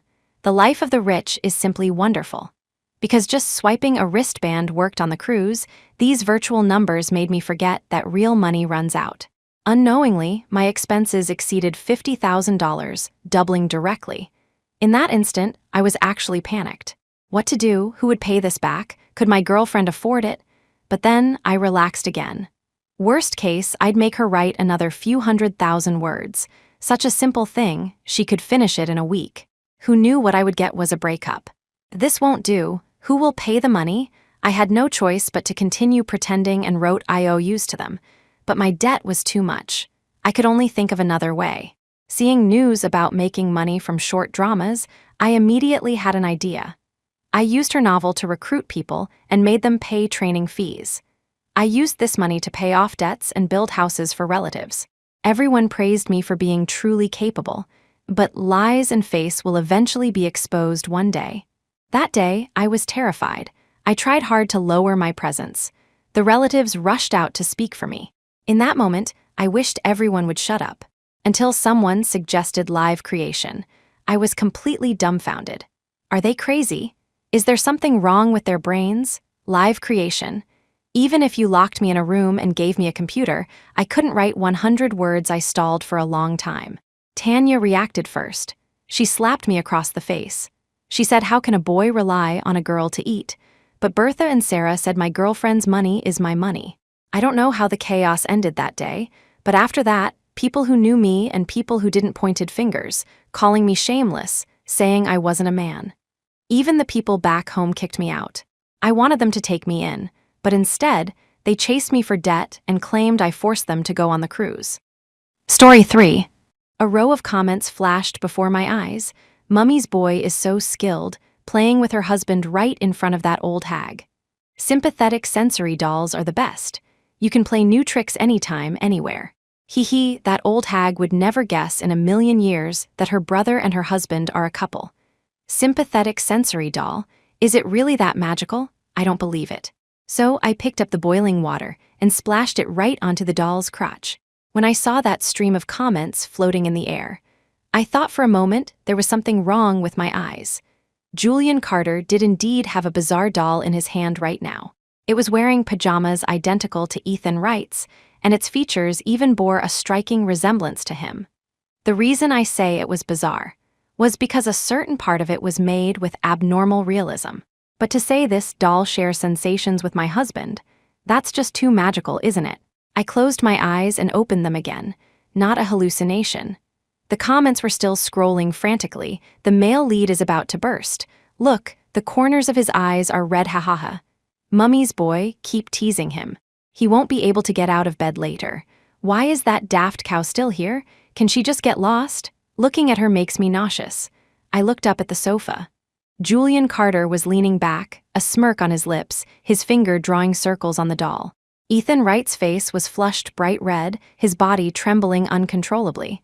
Just then, Julian suddenly gave it a pinch, neither too light nor too heavy. Ah, Ethan arched his back, a muffled groan escaping his throat. Julian and I looked at him simultaneously. He hurriedly bit his lower lip, his eyes panicked. My leg just cramped suddenly. Julian didn't stop his hand movements.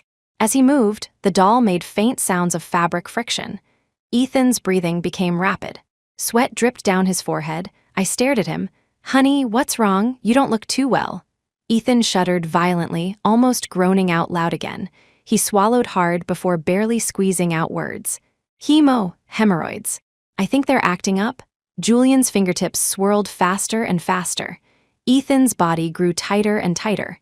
Right at the critical moment, I picked up the boiling hot water from the table and splashed it all over the doll in Julian's hands. The boiling water landed precisely on the doll's crotch. Steam instantly rose from the fabric. "Ah!" Julian screamed and threw the doll away, the back of his hand bright red. But on the other side, Ethan's scream was 10 times more shrill. He rolled off the sofa, curling up on the floor, his hands clutching his crotch tightly. He convulsed as if having a seizure. The doll fell onto the floor, soaking wet. The comments paused for a second, then flooded the screen crazily. "What the hell? Boiling water to the crotch? That old hag did it on purpose, right? No, I was looking forward to the finger play. Why did it turn out like this? That old hag is too vicious. She deserves to be trapped in a fraudulent marriage and die without a whole corpse." I ignored the comments and instead rushed over, pretending to be panicked. "Honey, what's wrong? Don't scare me." I stepped on the doll, applying force with my toe. Clockwise 180 degrees. Counterclockwise 360 degrees. I grind hard. Erg. Ah! Ethan's screams grew louder and louder. My face was full of concern. "Honey, where does it hurt exactly? Honey, say something." Ethan's wailing gradually weakened into gasps, his mouth open, panting violently. Sweat kept dripping down, soaking a patch of the carpet. He was in so much pain he had lost his voice. Julian finally reacted. Ignoring the pain on the back of his hand, he desperately rummaged through the sofa. "The doll? Where is my doll? Where did it go?" It was right here. In his urgency, he shoved me away. "Get lost, don't block the way." I stumbled back 2 steps with the momentum. Then, from under my slipper, I pulled out the doll. The doll had been trampled out of shape. That part was half dangling. My shoe print was clearly stamped on the fabric. "Julian, are you looking for this?" As I spoke, I kindly patted the dust off the doll's lower body. Every pat was solid and heavy. Erg. Ethan convulsed violently a few more times, his eyes starting to roll back. It looked like he was reaching his breaking point. Julian lunged to snatch it. Yes, give it back to me. I grabbed one of the doll's legs tightly, my tone stern.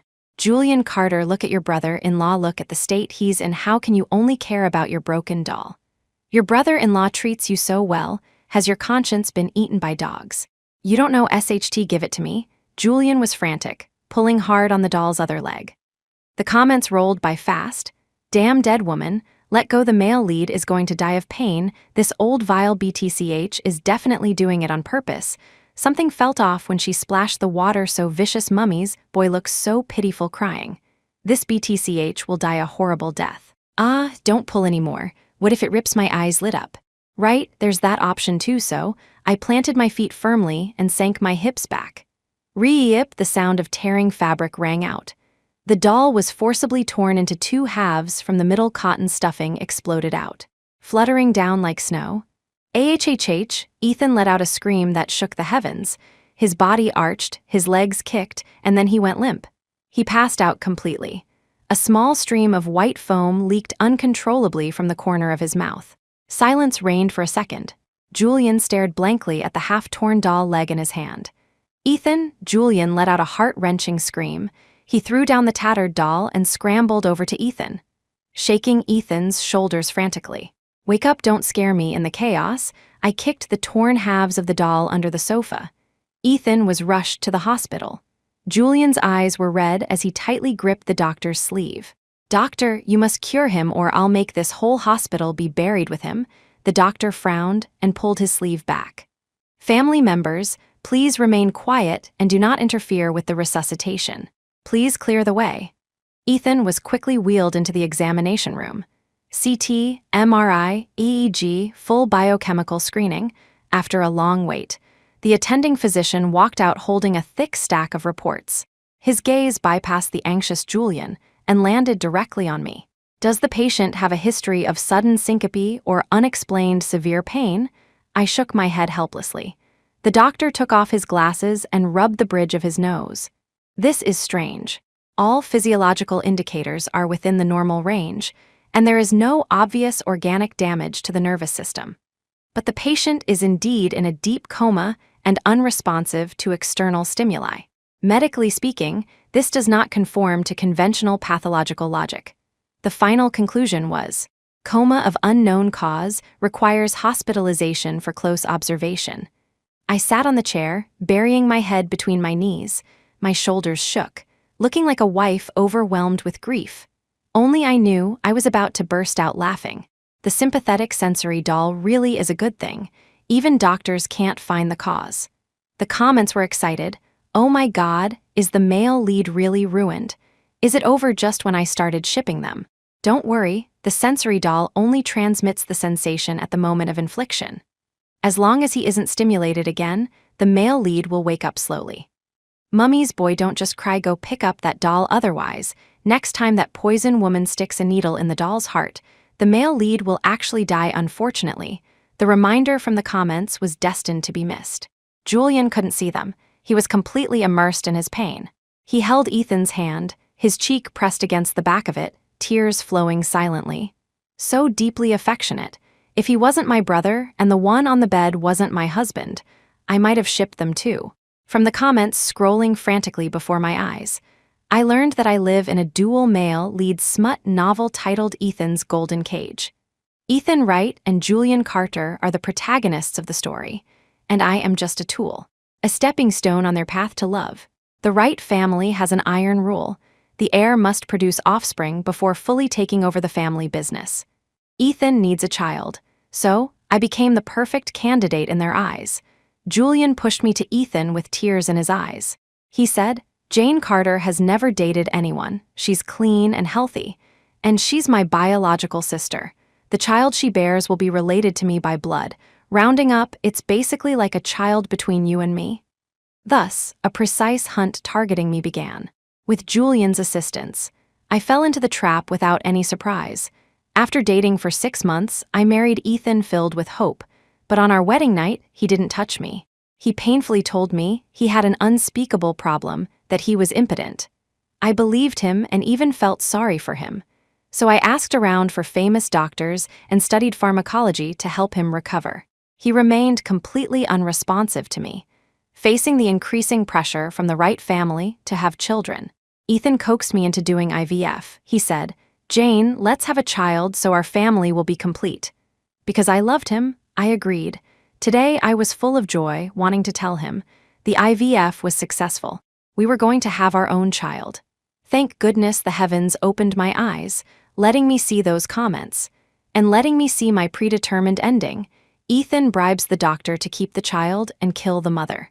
While I struggle on the verge of death on the operating table, Ethan and Julian will be in the restroom just a wall away, inseparable, celebrating the impending arrival of the crystallization of their love.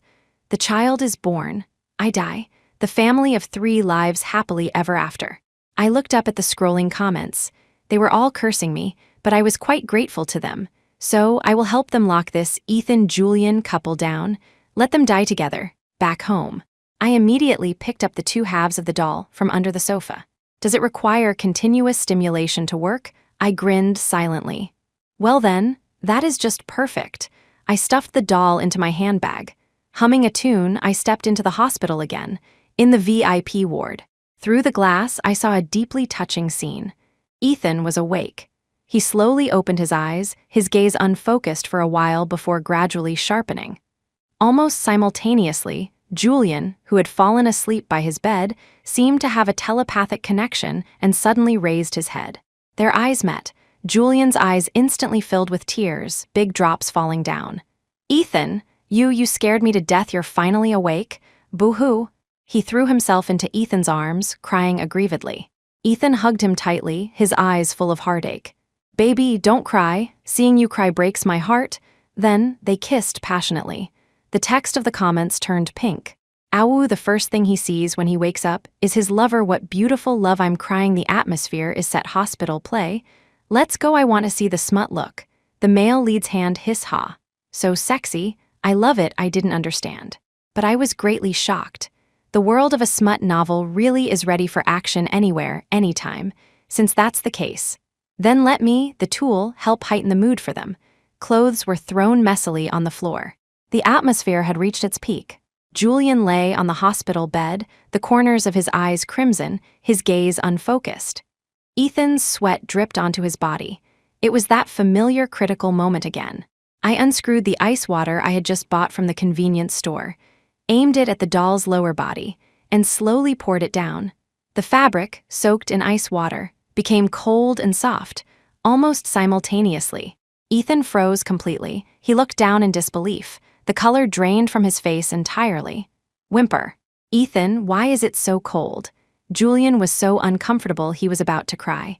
"I feel so awful. Hurry up. Baby, don't rush. I'll try again." His voice carried a tremor he didn't even notice. But no matter how hard he tried, there was no reaction. Ethan panicked completely. "Baby, maybe I haven't recovered yet. It's okay. I have other ways. You'll feel just as good." He reached out his hand now. I gripped the doll's arm and pushed it forward with force. The movement was fast and precise. "Ahhh," Julian let out a shrill scream, his whole body curled up like a shrimp. "Gee, get out, it hurts. It hurts like hell," he wailed incoherently.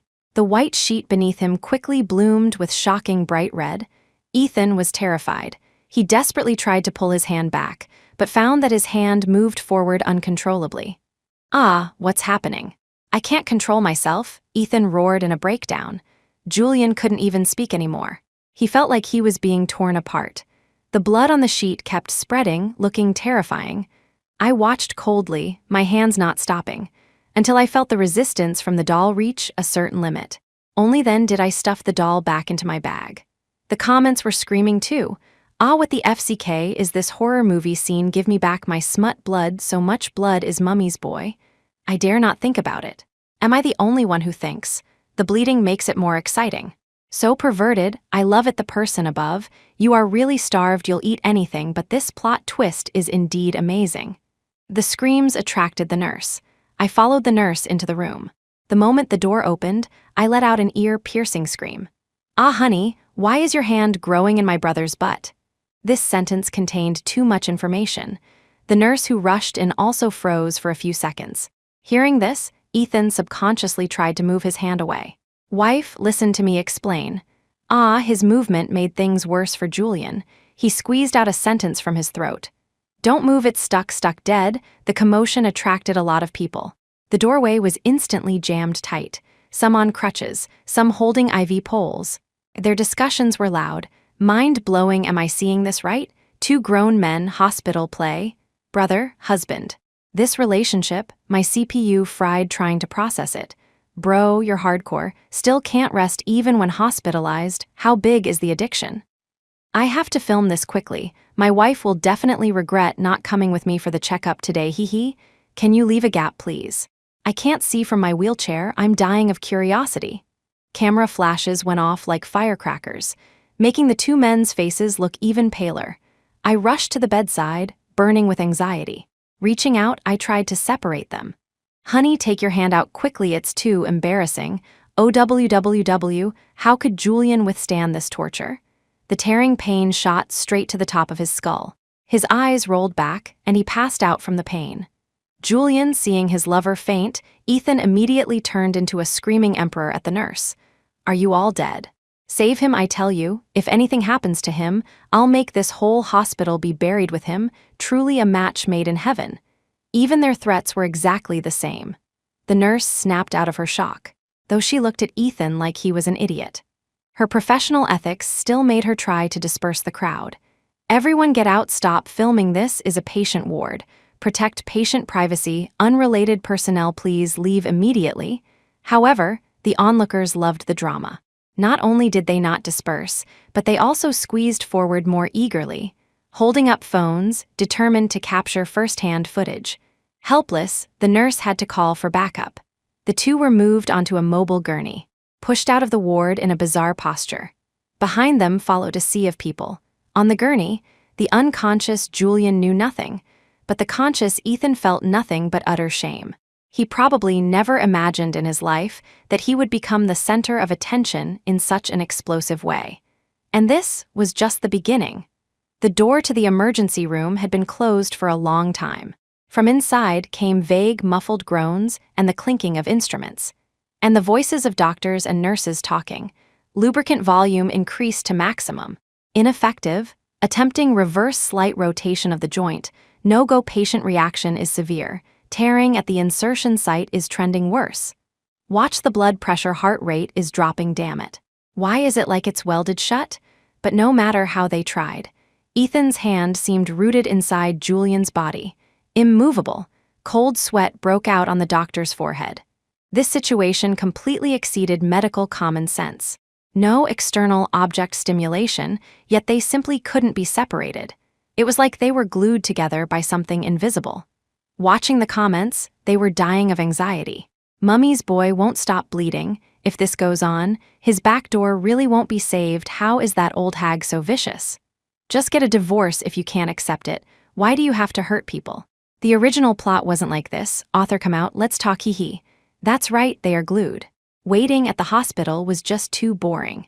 So I wandered down to the hardware store downstairs and bought a bottle of industrial superglue for bonding steel. The instruction manual said high strength, rapid curing, suitable for permanent bonding of metal and ceramics. I applied it to the doll's hand, layer after layer, thanks to the ice water earlier. I realized that the sympathetic doll could be played with like this. The emergency room door finally opened. The doctor came out with a grave expression. "We have tried all non-invasive means, but they are completely ineffective. Currently, the patient's blood circulation has been affected. We recommend immediate surgery to cut open part of Mr. Carter's tissue to remove Mr. Wright's hand. This requires a signature from an immediate family member." Huh? Cut open?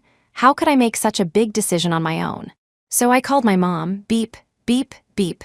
After a long wait, it automatically hung up. As expected, my mom never likes answering my calls unless she wants money from me, or if my brother complained to her. Helpless, I had to send a message in the family group chat. "Mom, Julian had an accident. He sat on Ethan's hand and got it stuck inside his body. It can't come out. He's in the ER on the third floor of Sacred Heart Hospital.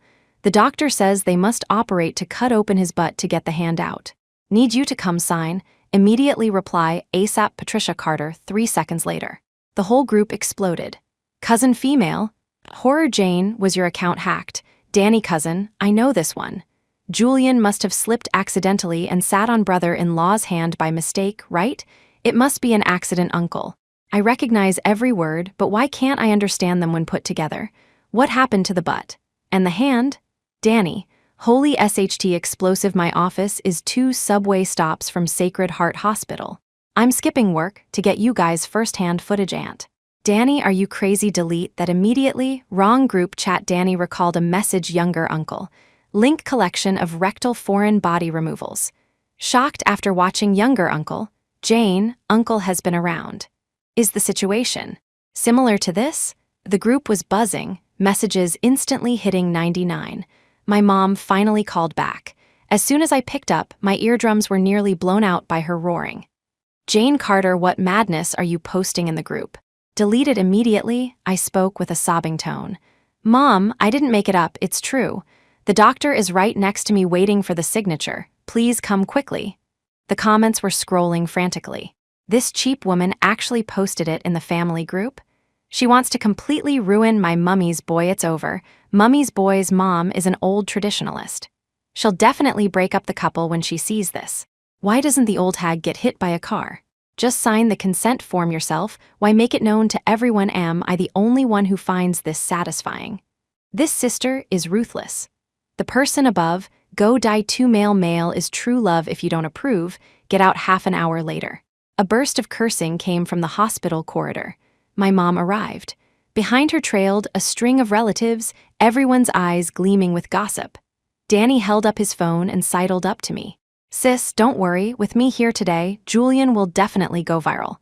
When my mom saw me, she yelled right in my face. Jane Carter, you jinx. I just let your brother stay for a few days and you did this to him. If anything happens to him, I'll tear you apart. My eyes instantly reddened, my voice trembling. Mom, now is not the time for this. The doctor said if we don't operate, Julian will get necrosis and infection. He might lose his life.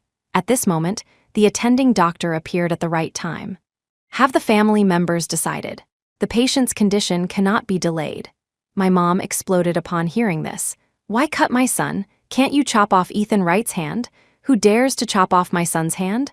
Another sharp female voice rang out.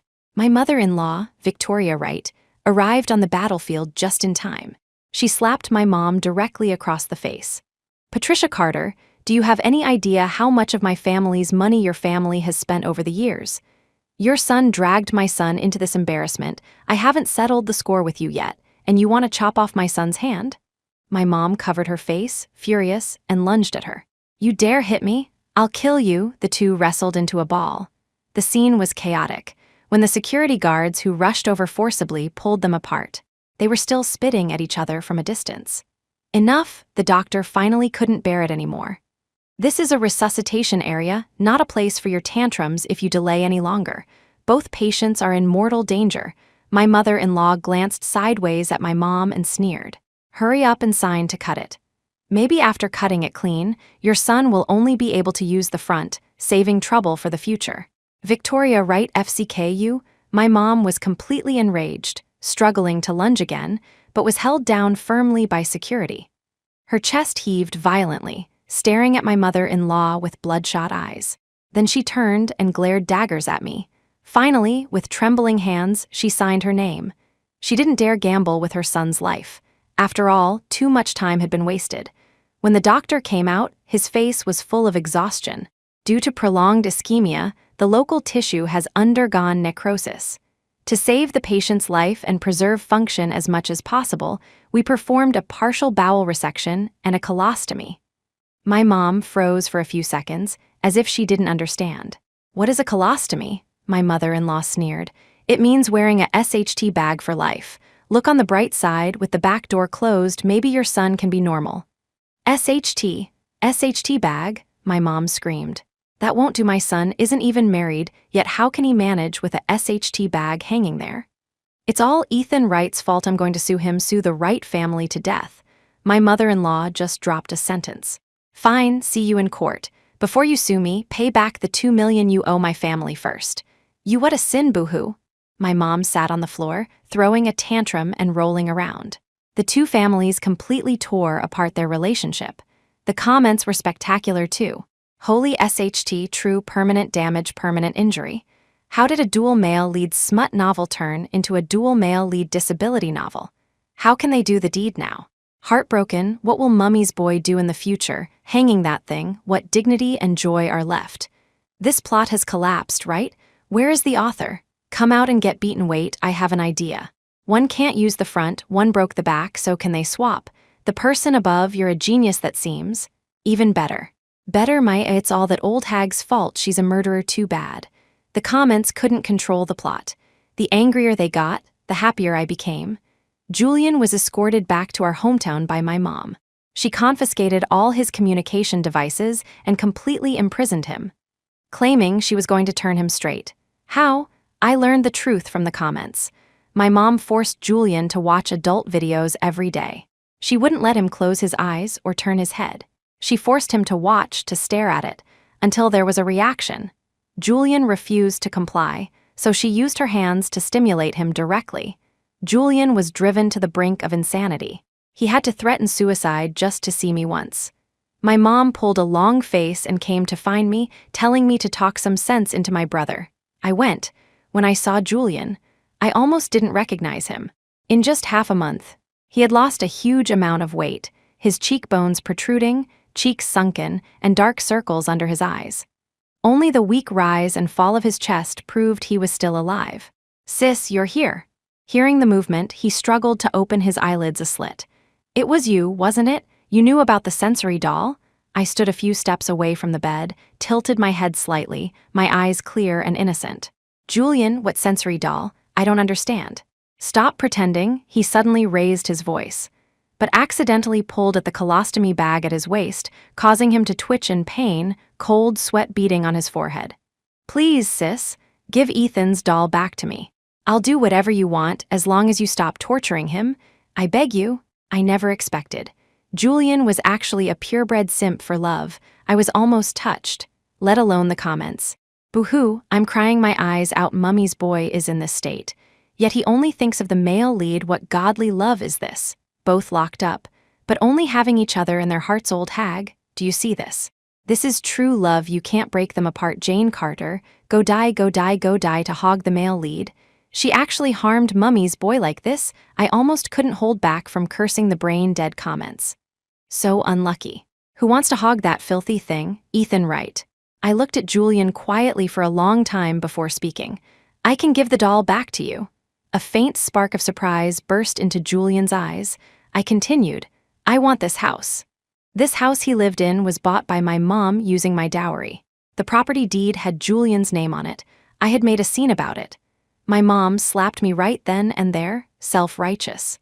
The dowry was given to me, so it's my money. I'll spend it on whoever I want. Is it your place to dictate? Ethan also persuaded me. Wife, forget it, our family doesn't lack that little bit. Now, I want to take back everything that is mine. Julian struggled for a few minutes. Finally, he compromised. Okay, the property deed was in my mom's hands. To get the deed, Julian had to accept an arranged marriage. My mom was overjoyed, thinking Julian had finally been turned straight by her. She quickly picked a girl, whose family asked for $500,000 in bride price. Only this family was willing to marry their daughter to Julian, because they were waiting for the bride price to get a wife for their son. On the night the engagement banquet was held, Julian finally got the property deed. The transfer procedure was fast. The steel seal stamped down. With a click, the house was mine. At the entrance of the Housing Administration Bureau, I handed that tattered doll to him. Julian carefully pressed the doll against his heart, crying messily. Ethan, I'm sorry. I'm getting married. Without me in the future, you must take care of yourself. The comments were crying a river too. Is it finally going to be a happy ending? No, I can't accept this ending. Mummy's boy, wait a bit longer. The male lead is getting money. He'll come to take you away soon. This poison woman is smug now. Just wait until the male lead empties the family assets and runs away with Mummy's boy, leaving her with a pile of debt. Let's see how she dies transferring assets. That is truly wonderful. Married for so many years, I still didn't know exactly how many assets Ethan Wright had. Now, the assets are delivering themselves to my door, back home. Ethan leaned on the sofa, his silhouette facing the door, not even turning his head. The TV was on, broadcasting financial news. He couldn't even be bothered to keep up appearances now, treating me completely as heir. I stood in front of him, blocking the light from the TV. "Honey, I saw Julian today." The word Julian was like a switch. Ethan whipped his head around, looking at me urgently. "Where is he? How is he? Tell me quickly." During this time, he had used all his connections to find Julian. But due to my mother-in-law's obstruction, he failed every time and was going crazy with anxiety. He's so thin he's lost his shape, and the light is gone from his eyes. It hurts just to look at him. I lowered my eyelashes, my voice downcast. Ethan's breath hitched. I continued. "He's getting married in 7 days." Ethan sprang up from the sofa, glaring at me fiercely. "Impossible, you're lying. Julian said he would only be with me in this life, that he wouldn't marry even if he died Jane Carter. Are you trying to drive a wedge between us?" "I tell you, it's useless," I sighed softly. "Ethan," I called his name, my voice tinged with a choke. "I know you don't trust me. I'm your wife, but I'm also Julian's biological sister. Seeing him like a walking corpse now, I feel terrible too." Ethan was stunned, emotion showing on his face. "So, I've thought it through." I lifted my eyes, looking straight into the depths of his, my gaze firm. "I want to help you two be together." Time seemed to stand still for a few seconds. Ethan opened his mouth. It took him a long while to find his voice. "You, what did you say? Help us. Are you really willing?" I nodded. My eyes were red, but I held back the tears. Although Julian promised Mom he would marry, I know his heart is dead. I'm really afraid that after the wedding, he will. I didn't finish the sentence, just closed my eyes painfully and shook my head. "He said he wants you to be well. As long as you live well, whatever happens to him, doesn't matter." "That fool," Ethan broke down. He covered his face with his hands, his tall body curling up, whimpering sobs escaping through his fingers. In this moment, he was just an ordinary man in agony over love. How dare he leave me all alone? I waited quietly, letting him vent his emotions. When Ethan had cried enough, he lifted his swollen red eyes, looking at me with a complicated gaze. "Jane, what do you want?" I slowly shook my head, my voice firm. "I don't want anything. You are the most important people in my life. I only hope you can find happiness." Ethan stared at me blankly, tears surging out again without warning. He reached out with both hands and tightly grasped mine. "Sis, you are so good. It's us who wronged you." The comments had gone insane. Holy SHT, this acting, this calculated BT Chinese, the Oscars owe her 10 gold statues. Male lead, wake up, look at her eyes. Terrifyingly calm, they are full of schemes. What exactly does she want to do? I have a bad feeling. Ethan was completely moved by me. He transferred $1 million to me, saying it was compensation. I couldn't refuse, so I had to accept it. Only then did he feel at ease. On the day of Julian's wedding, Ethan appeared at the venue wearing a suit. He roared at the couple exchanging rings on stage. "Julian, come with me. I will never let you marry anyone else." The hall full of guests was in an uproar. My mom was furious, pointing at him and screaming, "You actually dared to come. Beat him, beat this shameless pervert to death." Leo Miller, standing nearby, rushed forward with his rowdy friends. Leo was the bride's biological brother. He was the ultimate beneficiary of this wedding. How could he allow someone to ruin it? Ethan was instantly pinned to the ground. Leo Miller, wielding a baseball bat he got from somewhere, rained blows down on Ethan. Ethan struggled a few times at first, but 2 fists can't fight 4 hands. Soon he was just curling up in pain. "Ethan, stop hitting him. Let him go, Mom, I beg you." Julian tried to rush over like a madman, but was held back tightly by my mom. He could only watch helplessly, letting out roars of despair. Sitting in the corner, I took a doll out of my bag. The comments scrolled by fast. FCK, the sensory doll, was the one she gave Mummy's boy a fake. So sinister, what does she want to do? That's her husband after all, how can she be so ruthless? What do I want to do? Send Ethan right to his death, of course. I pulled out a steel needle and stabbed it steadily into the position of the heart on the doll's left chest. Ethan, who was being beaten on the ground, went stiff. "Erg, ha," Strange syllables came from his throat. The hands trying to protect his head and face slid down weakly. Leo Miller was seeing red from the beating and didn't notice anything wrong, thinking he was playing dead. He grinned hideously and kicked him hard in the ribs again. Fake it, keep faking it, but Ethan really didn't move anymore. His face turned ash gray at a speed visible to the naked eye. A young thug panicked slightly and stopped. Bro, something's wrong, Why is he silent? Leo spat at Ethan's face. I avoided the vital spots, he won't die, let him pretend. Saying that, he swung the baseball bat again and smashed it onto Ethan twice. Thud, thud, dull sounds. Ethan remained completely unresponsive. The hideous grin on Leo's face froze. He hesitantly squatted down and put his finger under Ethan's nose. No breath. Ahhh, he fell back onto his butt, his face turning sheet white, his lips trembling. Dead, dead, someone died, he's really dead. Murder, someone shouted first. The guests who were watching the drama just moments ago exploded in panic, pushing and shoving as they surged toward the exit. Tables and chairs were knocked over. The sound of shattering glasses and plates rang out everywhere. Ethan, Julian used all his strength to break free from my mom's grip. He crawled and scrambled to Ethan's side. His trembling hands touched Ethan's face, his whole body shaking uncontrollably. Ethan, wake up. Look at me. It's Julian. Open your eyes and look at me. He babbled incoherently, huge tears falling onto Ethan's face. He tried to lift Ethan up, but he hadn't eaten a proper meal in days, and his body was terribly weak. My mom panicked too and followed him. She reached out to pull Julian. Julian, calm down this. This was an accident, it's his own fault for coming here to cause trouble, blame him. I blame you, Julian raised his head. His eyes were filled with monstrous hatred. It was you who stopped me, it was you who called people to beat him, it was you who forced me to marry, it's all you. My mom was scared into stepping back by the hatred in his eyes. Julian, you're crazy, I'm your mother, I did it all for your own good. I don't have a mother, like you, go to hell. Julian completely lost his rationality. Without thinking, he grabbed a chair from the side and smashed it down hard on top of my mom's head, bang, a muffled sound that made one's scalp tingle. My mom didn't even have time to scream. Her obese body swayed, then collapsed softly. Blood flowed all over the floor. Ah, murder, murder again. The scene became even more chaotic. But Julian seemed unable to hear. He held the chair, smashing it down again and again, frantically. Crunch, crunch, crunch, the sound of bones shattering set teeth on edge.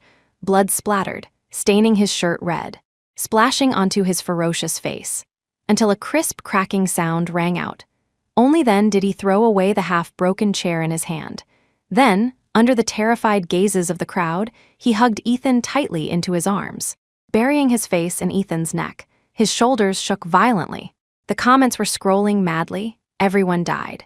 This woman is a devil. She's so ruthless, my scalp is numb. Borrowed knife to kill. She didn't even lift a finger herself, just let Julian smash his own mother into meat paste with his own hands. This plot direction is too bloody. I dare not watch, so scared, boohoo. Jane Carter. Did she just smile? So terrifying, I released my fingers from the steel needle and stuffed the doll with its pierced heart back into my bag. The police arrived very quickly. Julian didn't resist at all. He knelt between the two bodies, his eyes empty. Even when the police handcuffed him, he didn't say a single word. Leo Miller was also taken away. Although he kept repeating, "It wasn't me, I avoided the vitals." But combined with everyone's testimony, it would be hard for him to escape the suspicion of negligent homicide. On the day of Julian's cremation, the furnace was burning hot. When it was my turn to step forward, I tossed the doll into the fire as well. The flames licked up, leaving nothing behind. The next day, I went to the bank, carrying the marriage certificate and Ethan's death certificate. Thanks to the comments, I knew about all of Ethan's assets. I knew where everything was. Now they were all mine, walking out of the bank. The sunlight was dazzling. My phone vibrated. The numbers on the screen were so long they made me dizzy. The comments were still jumping unwillingly. This dead BTCH indeed. She designed everything. I'm so angry my CP died. And she gets to stay invisible and inherit the fortune. Why? I stopped walking, raised the corners of my lips at the comments. Because you guys kept helping me. The comments went silent for a moment, then went completely crazy. Did she just speak to us? BTCH, she's been using us all along. She used us as a gun. It's over. My account, why is my account suddenly banned? Huh, why are they arresting me? I was just reading a novel. The last few comments twisted, flickering frantically mixed with garbled code. Then they vanished completely. The clean sky came back into view. No comments, no spoilers, no insults. My phone vibrated again. It was a message from the lawyer. Miss Carter, the verdict of the first trial has been announced. Julian Carter, intentional homicide, evidence conclusive, sentenced to death. Leo Miller, negligent homicide, sentenced to 12 years in prison. The above judgments have taken effect. The end.